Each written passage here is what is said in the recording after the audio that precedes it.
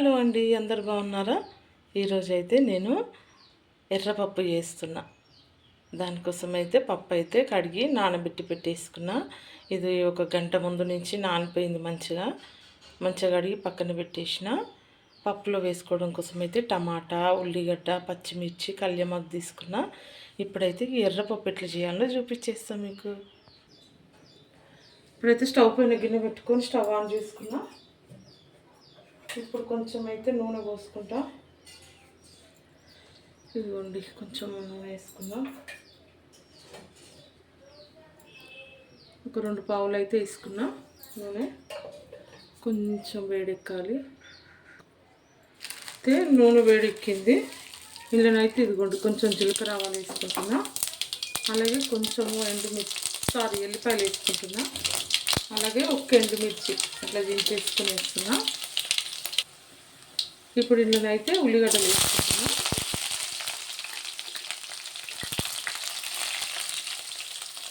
మాట్లాడకు, ఉల్లిగడ్డ ఫ్రై అవుతుంది. కొంచెం అల్లం ఎల్లిగడ్డ వేసుకుంటున్నా. ఆలుగడ్డ పెట్టేసి ఒక్క నిమిషం. ఇవాళ మా లక్క అయితే ఇక్కడే ఉన్నాడు, మా దగ్గరే. కొంచెం మా విన్నికి హెల్త్ బాగాలేకుంటే హాస్పిటల్కి వెళ్ళింది వాళ్ళ మమ్మీ. లక్ ఇక్కడే ఉన్నాడు.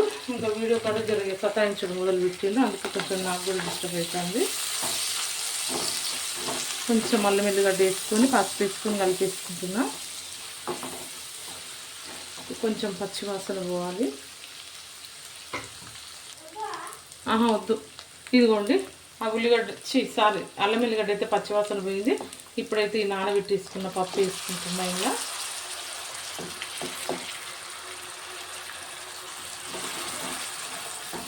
పప్పు వేసుకొని కలిపేసుకుంటా.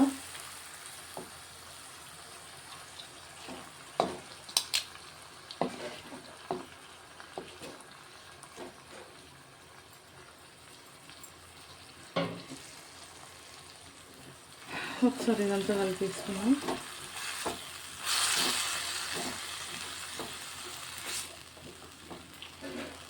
ఈ పప్పు కొంచెం సేపు అట్లా ఉడకాలి. ఇదిగోండి పప్పు అయితే ఒకసారి కలిపేసుకుంటున్నా. ఇది కొంచెం ఇట్లా నూనెలో ఫ్రై అయితే చాలు.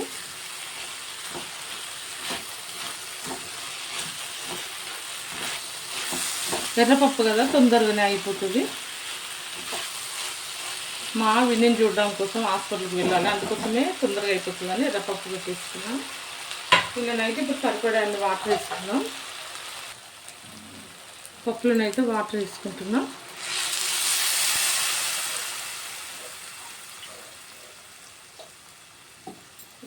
ఒక 2 గ్లాసుల వరకు అయితే వాటర్ వేసుకుంటున్నాం.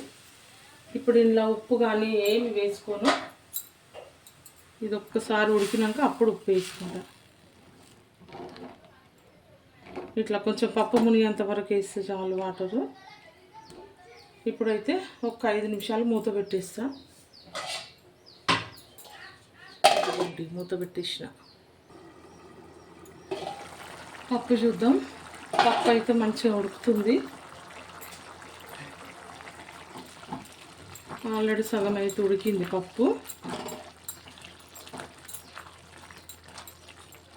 ఇదిగోండి, కనబడుతుందా?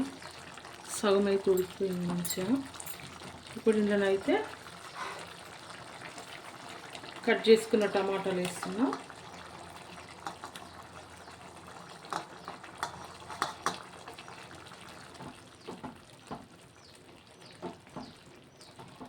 సరే, అంతా మంచిగా కలిపేసుకుందాం. ఒక్క 2 నిమిషాలు ఈ టమాటాలు కొంచెం మెత్తగా అవ్వాలి. ఇప్పుడైతే ఈ టమాటాలు ఉడకడం కోసం అయితే కొంచెం ఉప్పు వేసుకున్నా. ఇప్పుడు ఒకసారి కలిపేసుకొని అయితే కలిపేసుకుంటున్నా. ఇప్పుడు టమాటాలు ఉప్పు వేసుకున్నా కాబట్టి ఇంకా కొంచెం మంచిగా మెత్తగా అయిపోతుంది. టమాటాలు కూడా కొంచెం ఉడికినాక అప్పుడు కారం ఇట్లా అవన్నీ వేసుకుంటా. మళ్ళీ ఒక 5 నిమిషాలు అయితే మూత పెట్టేసుకుంటున్నా. పప్పు చూద్దాం. పప్పు అయితే మంచిగా ఉడుకుతుంది. ఇదిగోండి, టమాటా కూడా మంచిగా ఉడికిపోయింది.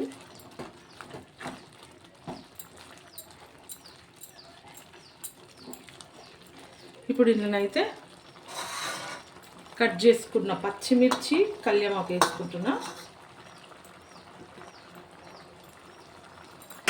అలాగే పప్పుకు సరిపడా కారం వేసుకుంటా. పచ్చిమిర్చి ఎక్కువ అయితే కారం లేవు, అందుకోసమే ఇదిగోండి కారం 1 స్పూన్ సగం వేసుకుంటున్నా.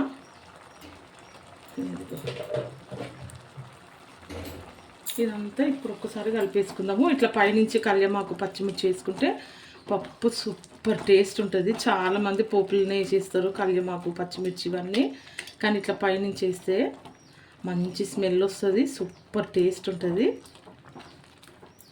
పప్పు మంచి డిఫరెంట్గా ఉండాలంటే ఇట్లనే ట్రై చేయండి, బాగుంటుంది. చూసిండ్రా? ఇప్పుడు ఇదైతే అంతా కలిపేసుకున్నా. ఇలా ఇంకా కొంచెం ఉప్పు వేసుకుంటా, ఎందుకంటే నేను 1 స్పూన్ వేసుకున్నా, ఇంకొక సగం స్పూన్ వరకు అయితే ఉప్పు వేసుకుంటున్నా. ఇదిగోండి. అలాగే ఇంకా కొంచెం వాటర్ వేసుకుంటా. వేసుకొని ఇదంతా ఒక్కసారి కలిపేసుకుందాం. ఇదిగోండి ఇట్లా కలిపేసుకొని ఇంకా మళ్ళీ ఇంకొక 2 నిమిషాలు మూత పెట్టేసుకున్నాం అనుకో, అద్దరిపోయి ఎర్రపప్పు రెడీ అయిపోతుంది. ఇదిగోండి మొత్తానికైతే పప్పు అయితే సూపర్గా రెడీ అయిపోయింది. ఇప్పుడు ఇందులో అయితే కొంచెం సాంబార్ పొడి, కొంచెం ధనియాల పొడి వేసుకుంటున్నా. కొత్తిమీర అయితే లేదు.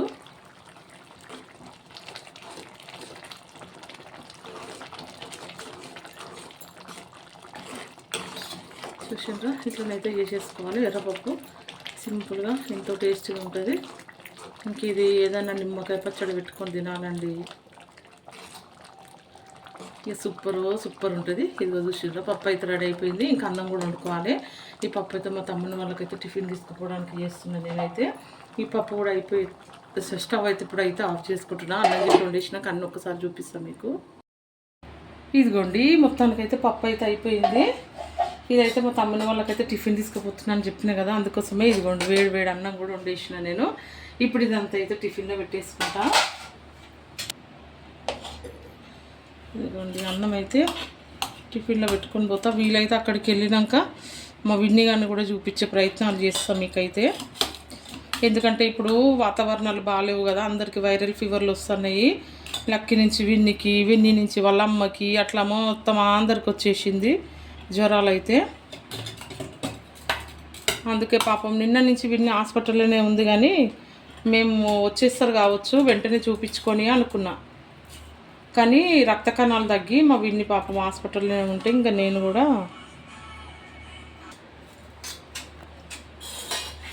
ఇదిగోండి ఇంట్లోనైతే పప్పు వేసుకొని వెళ్తున్నాను నేను. దయచేసి పిల్లలని అయితే కొంచెం ఎవరికైనా ఇంట్లో 2-3 పిల్లలు ఉన్నప్పుడు కొంచెం జ్వరాలు ఉన్నా జలుబులు ఉన్నా ఒకరినొకరిని కొంచెం దూరంగా ఉంచండి. ఎందుకంటే నిజంగా ఇలాంటి ప్రాబ్లమ్స్ వస్తే చాలా బాధపడాల్సి వస్తుంది. ఇప్పుడు మా విన్ని బాధ అయితే చూడలేకపోతున్నాం, సెలైన్లు ఎక్కుతున్నాయి, ఆమె అస్సలు ఆగట్లేదు. మా తమ్ముడు మరదలు అయితే నిన్న నుంచి అక్కడే ఉన్నారు, వాళ్ళకైతే ఏం లేదు. అందుకే నేను ఇవాళ అయితే టిఫిన్ చేసుకొని తీసుకుపోతున్నా. అందుకే గబగబోయి పప్పు అయితే చేసుకున్నా. ఇదిగోండి అన్నం పెట్టేసిన 3 బాక్సులలో, అట్లనే 2 బాక్సులలో అయితే పప్పు వేసిన. ఇదిగోండి నువ్వుల పచ్చడి కూడా వేసుకోబోతున్నా. కొంచెము మరి ఉట్టి పచ్చడి అని అంటే ఇబ్బంది పడతారేమో అని కొంచెం అయితే పచ్చడి కూడా వేసుకోబోతున్నా, ఇద్దరే కాబట్టి.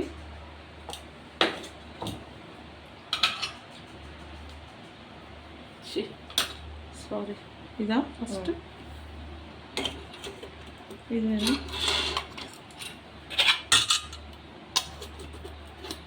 ఇది కాదు, ఓకే. ఇదిగోండి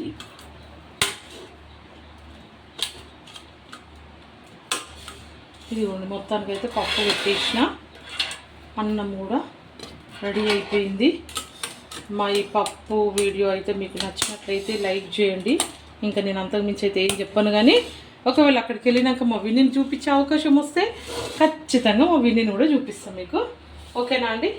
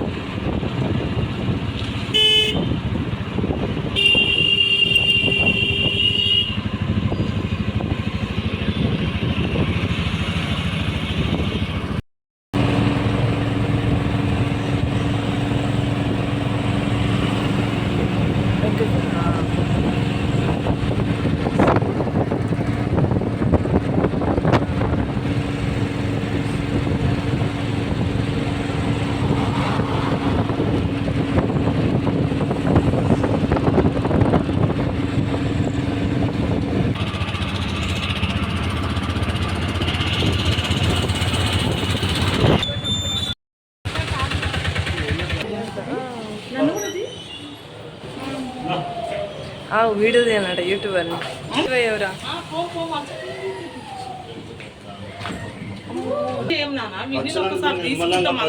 నిమ్మలంగా 10 నిమిషాలు కదా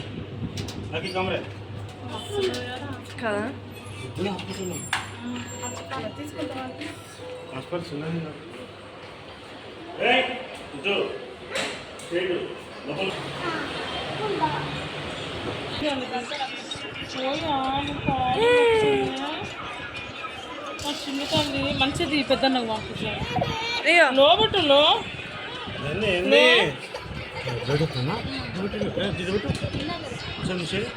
పోయి పోయి ఆయిందా ఆయిందా మొత్తానికైతే మా విన్నీని చూపించేసిన అండి మీకైతే. సరే అండి, ఇక ఈ వీడియో ఇంతటితో ఆపేస్తున్నా. బాయ్.